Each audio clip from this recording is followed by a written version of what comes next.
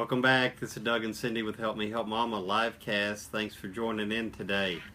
As always, we're taking caregiver questions, and I've got one today that's very interesting. It's something along the lines of, how do I get mom to eat? And,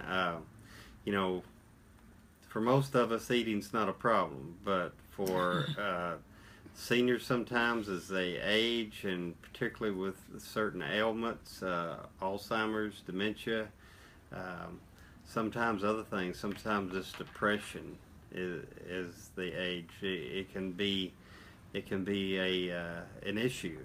So Cindy found a great article that's got a few tips on here. What's a few things you found out, a few tips that we can share? Okay, so this is written by Bob DeMarco.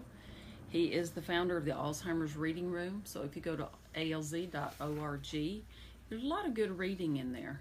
And this is 16 ways to get a dementia patient to eat more food. And he talks about a situation that he had. He said Alzheimer's and dementia patients sometimes lose interest in eating. And that could be because they lose the sense of taste, the sense of smell. As the disease, Alzheimer's, progresses, their field of vision is narrowed. So as it gets real narrow, this is how we were taught, you wonder if they can actually see the food, because if they're not looking straight at it like this, they're not going to see the food right over here. So it's going to be right in front of them. They're going to be looking down at it. So that may be one reason that they're not eating. Also, they may think that they've already eaten, or like Doug suggested, they may be depressed. And if you're depressed, well, sometimes when you're depressed you want to eat a lot, but sometimes you're depressed you just don't want to eat. And as the dementia progresses, I think some of these are more pronounced: the loss of smell, the loss of memory loss, certainly the loss of taste. It said all these problems are caused by changes in the brain, and that eating, as the disease progresses, they want to eat less and less. So Alzheimer's or dementia patients getting as it progresses, it's much harder to get them to eat nutritious foods. So he talked about ways of getting them to eat. And the first thing he said, there was a study conducted by Boston University, and it said it showed that people that ate from the color red plates consumed 25% more food than people that were eating off a white plate. I've heard that before about the color of the plates, and plates with patterns, might be confusing, and because someone with Alzheimer's may not know what is the plate and what is the food, and could easily get that mixed up. Okay, and I talked about the vision, so make sure you've got the food where they can see it. His second suggestion was make eye contact while eating. So what he suggested is sit right across from the Alzheimer's patient, in front of them, and you put the food in front of them. Now what he did, said his mom was left-handed, so he put fewer foods on the plate. So he put her favorite food on the right hand side because she's left-handed, and going for her favorite food, she'd come across the food on the left, which was a meat. So he cut the meat up real small, and as she was going for the potatoes, she'd get some meat too. So I thought that was pretty neat. In eating with them, I would think it'd be a big deal too. Just taking your time and sitting there and eating with them. And I've seen people before, just out of frustration, trying to talk them into eating. Mom, you need to eat. Mom, eat. Mom, eat before it gets cold. None of that helps.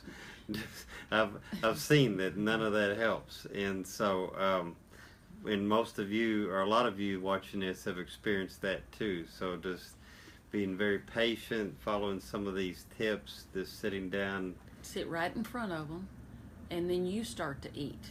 stop talking, because they can focus on one thing at a time, right? So stop talking, sit right in front of them, and you start eating. And smile at them, and you eat. Encourage them. You know, and I've Be seen patient. on our page here somewhere, matter of fact, if there's amazing videos on our Facebook page every day at Help Me Help Mama Facebook page, and if you'll go on there today, there is one of a young girl singing to her great-grandmother, and I've seen posts on here before the power of music, and that people would sing to their loved one just before they would eat, or would have music playing just before they eat, and that just activates something in the brain that it's almost magical. It just opens a part of the brain up that before was just closed. But watch this video of this young girl singing to her great-grandmother on her Help Me Help Mama Facebook page. Is pretty amazing. But that's something else you may try, just to help your loved one, to see if that will help. Okay.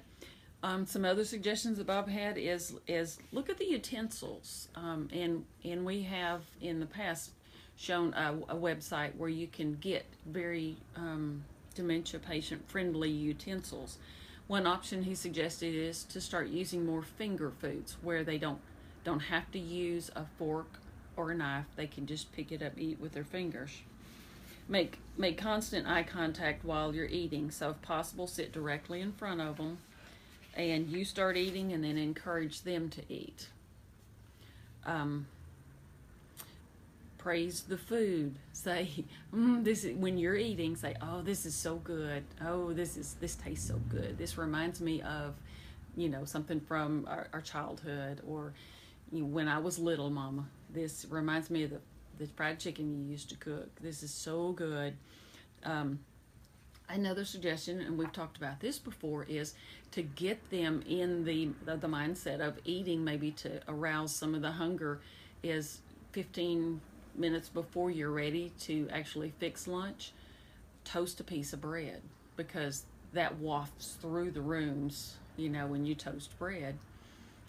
You get their senses going. Gets their senses going.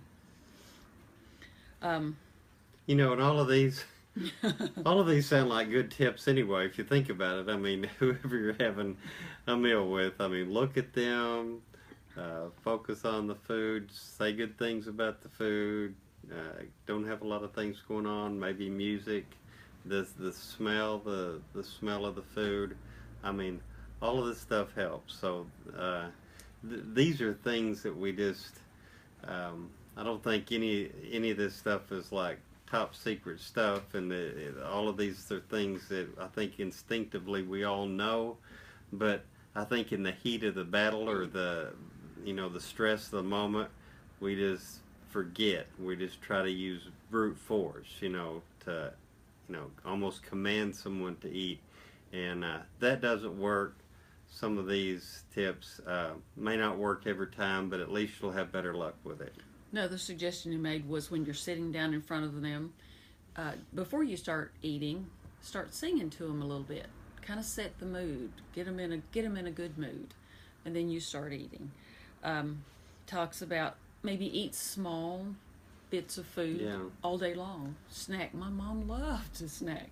Loved ice cream, Neapolitan ice cream. She could eat that all day. That's good stuff. Yeah. Absolutely. And as you age, I know as she declined, she couldn't eat. You had to cut it up into very small pieces. And supplement the nutrition with like Boost, or that kind of Ensure, to make sure she'd get the extra nutrition. Ask yourself, what did they like to eat? So what is your loved one's favorite food? Cook that, set it on the plate. If they're right-handed, put it on the left-hand side, and put another food that they need to eat on the right-hand side, so they'll have to go through or over the one on the right to get to the left, to their favorite one. They said about 40% of people with Alzheimer's start losing an unhealthy amount of weight at some point. So this is a common caregiver issue. You're not alone in this problem, so don't get frustrated. Instead, think positive and smile when it's time to eat, and sing, play music, sit in front of them. You eat first, get them to try to eat a little bit. Be patient. Oh, a little bit of patience goes a long way. So try this. How would you like to be treated if you were having problems eating to no fault of your own? Alzheimer's patients move slowly, and they're usually on a different clock than we are. Get on their clock. Slow down. Don't approach the problems that come along with dementia with dread. Instead, focus on what a wonderful caregiver you can be. Thank you, Bob DeMarco. Thanks, Bob. That was a great article, great. and I hope those tips will help some of you that are watching this today, and certainly go to the article and read that again. The site is the Alzheimer's Reading Room at alz.org. Okay. Very good. And if any of you have tips that you have used that could help someone else there, please share those tips with us. And I bet most of you watching this do. I mean, a lot of you watching this are caregivers, and you're dealing with this every day. So let us know what you've done, what you've tried that's helped your loved one eat, or motivated them to eat as they're having issues concerning this. This next Tuesday, we're going to have a special guest, Billy Collins. Billy was a caregiver for 2 of her sisters who've passed away, and also for her mother-in-law. And she's going to talk about caregiver stress and what she experienced, and it wasn't good, and it's going to take her a while to get over it. So please join us for that interview on Tuesday. And we have posted several caregiver interviews on our blog at helpmehelpmomma.com. So go there and check those out, and please leave your caregiver stories and comments. We appreciate that, and I know your fellow caregivers do too. So I think that's all we have time for today. Thanks for watching today. We'll see you next time on Help Me Help Mama LiveCast. Have a great day.